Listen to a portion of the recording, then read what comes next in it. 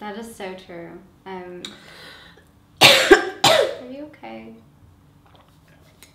I need a little. My petting will make it all better.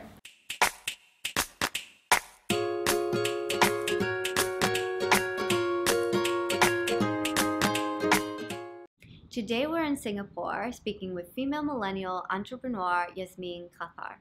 I'm so excited to learn about your journey. So first off, I want to ask you about your pre-entrepreneur to entrepreneur journey. How did that whole story start? So it actually started when I was in high school. And I was about 14, and my mom, I had been painting for 2 years, and my mom said, you know something, your classes are a little bit expensive. If you want to keep on doing this, you have to pay for it yourself. And it's not like she couldn't afford it, she just wanted me to see if I was actually interested in continuing painting. Because at the time, in Egypt, the components, like the acrylics and the oils, were all from Europe, so they're really quite, for a developing country, quite expensive. So I'm like, so what do I do? She's like, you sell your paintings. And I was like, huh?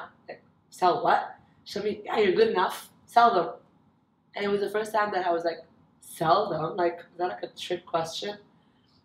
And then I realized in my school, one of the markets I could tap on is people were buying their girlfriends or boyfriends birthday gifts.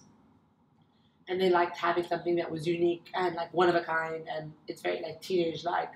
So I started to offer paintings for people who wanted to give their girlfriend or boyfriend. And that was my first couple of clientele. So I was like, wow, but that kind of got a little boring, but at least I sold a couple. And then I got also in exhibitions.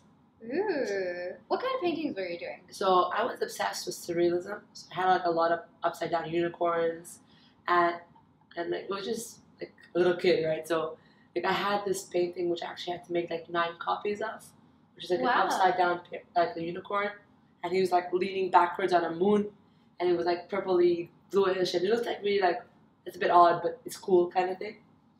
And the guys were all buying it for their girlfriends. Actually, even some girls bought it for their boyfriends. I had actually one girl bought it for her mom as well. It was really ridiculous.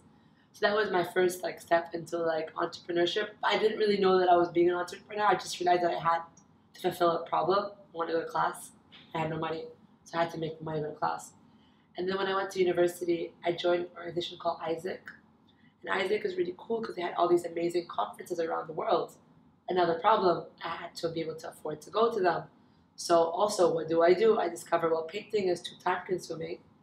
And I don't have as much time anymore because obviously I have class, I have volunteering, blah, blah, blah. So in the end, it just became, okay, so I was making paint jewelry for myself.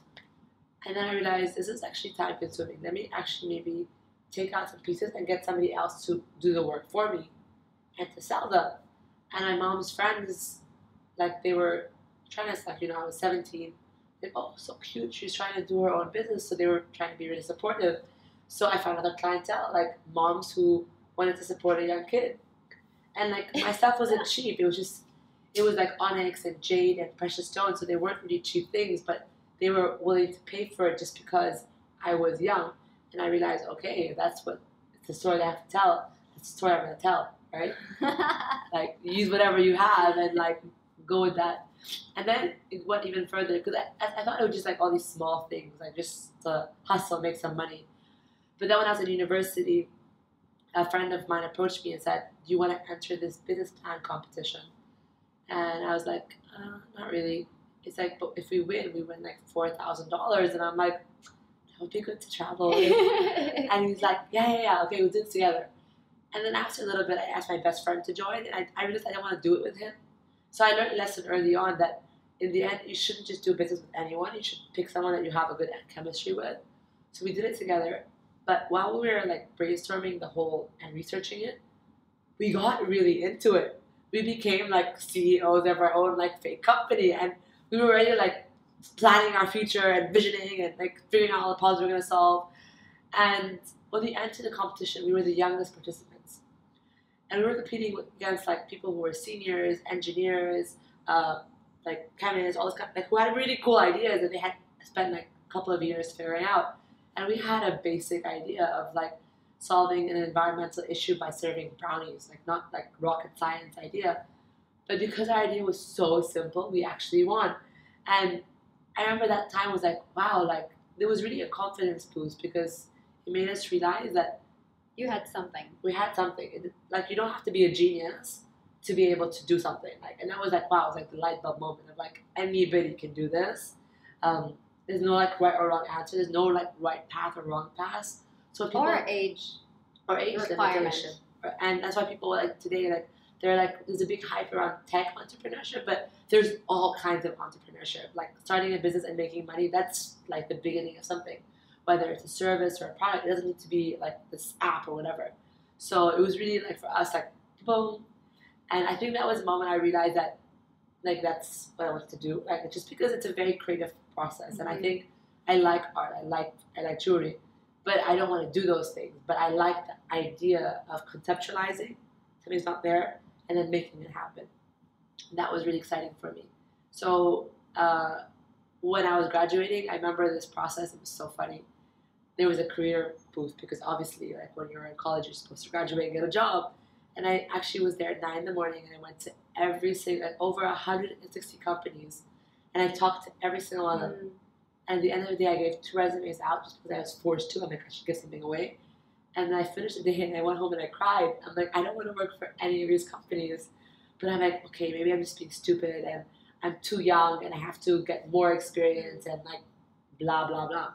And it was interesting because in the end, okay, fine, I did get corporate experience, and I ended up working. But there's no right or wrong time. It's just you have choices, and choices, like every choice you make is hard. So even in my corporate job, although I enjoyed it, it was hard. Like I worked 12 to 14 hours. I picked a job which was a very challenging job. It was quite entrepreneurial because it was a new department. We were doing change management and process and systems and all these things. So it was very challenging. But at the same time, I just have an issue with following rules. I have an issue with following directions. I have an issue with not having a creative process that I can follow. I have an issue with being bossed over. I have a lot of issues actually. So it just didn't seem like to make sense. But what I realized actually is during my job, instead of doing something that people tell you like jump and follow your dream, which is actually stupid advice, because we all have bills to pay. Unless you have a sugar daddy or you have a big savings account, you don't have the liberty to be able to just quit your job and follow your thing. So I was exploring what I wanted to do alongside my job. And actually, if we think about like who was my business angel, I would say my first job, like my longest corporate job, because that was a business angel. That gave me a salary every month. That funded my training programs. It funded getting my act together. It funded experimenting and even getting my first clients. So I never think that getting a job is a bad idea. Like I learned a lot, but I also was able to do things along the side because you still have evenings, you still have weekends, and it's a lot of creative space. And anything that you start, it evolves. So the business I had that I started off part-time, like, I don't know, 3 years ago, is very different than what it is now. And it's because, like, I had to build my confidence. I had to think of it bigger. I had to be able to realize that whenever I hit a milestone, I could set a bigger milestone and a bigger milestone. And now I'm like, yeah, they're just stepping points, and I'll get there eventually. I'm going to mess up a lot, but that's something that's part of the process, and that's just how life is. Yeah. I like that. I like how you added the bit about looking at entrepreneurship as something practical in a practical way. You have to have funds to create something, and for you in the corporate environment, that was sort of your angel fund. And that's so important for people to know, because it's true. Sometimes people just jump with their eyes closed, and then they just land flat on their face and can't figure it out. And you have to have that comfort of knowing that you're not going to starve, you're going to have a roof over your head, etc., to be able to actually emotionally be on a playing ground to start a business. For sure. Yeah, definitely. Are you doing what you love? Are you living the life you want to live, and how? So I am, but I want to say something that's a bit of a word of caution. So I loved painting, and I sold paintings, but like I didn't want to make a business out of painting. So not every passion you have to monetize. There are passions you can monetize because you want to, and there's some that you shouldn't. So now I am doing what I love, and the reason why I love it is because I get to integrate 2 parts of who I am. On one element, I'm a psychologist. Like I love the human mind. I love how it works. Another element, like I do have an interesting background in marketing and sales. So I get to merge them together. And that for me is a lot of fun because I get to be a business therapist, right? And I get to help people figure out both their strategy as well as their emotional self. And for me, that's really exciting because the human mind is fascinating. And there's an amazing quote by a guy called Jim Rohn. Who's like, he did a bunch of things. And he says to be a millionaire, you have to actually, it's not about the money, it's about who you have to become. And what does that quote mean to you? For me, it's like the fact that you just constantly have to evolve. And who you are today with all your limitations, that's fine. But who you are tomorrow and a year later and even a decade later will be very different because you have to be able to adapt. So I read an article a couple of days ago by Richard Branson who was talking about that he actually hates public speaking, right? He can hate it all he wants, but then he had to do it. It doesn't make a difference whether he likes it or not. It's just something that for him to be able to grow his company, he had to get uncomfortable. And I think for me, entrepreneurship is about getting uncomfortable every single day.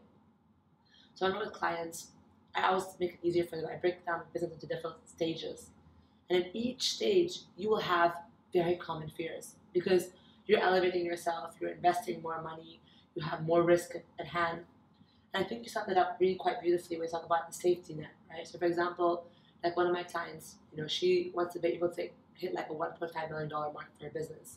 Now for her to do that, her safety mark is having retainer clients of $100,000 a month, right? Once she has that, she can do whatever she wants because she's guaranteed that for like a whole year in advance, people are giving her $100,000 a month. So her expansion level isn't actually as big as it sounds because she has a lot of supporting systems that make it actually very comfortable. Now for most people who are just starting out, they're like, oh, that's crazy, it's a lot of money. But you don't do that over one night. Maybe your goal is going to make the first 5K or the first 1K. And then once you have something that are more on a retainer basis, then you can say, hey, I have that safety net. Let me expand myself a bit more. Let me aim a little bit higher. So it's a really just continuous expansion process, which is just this fascinating thing where you're like, oh, that's what's happening. And for me, it's just like, that's fascinating.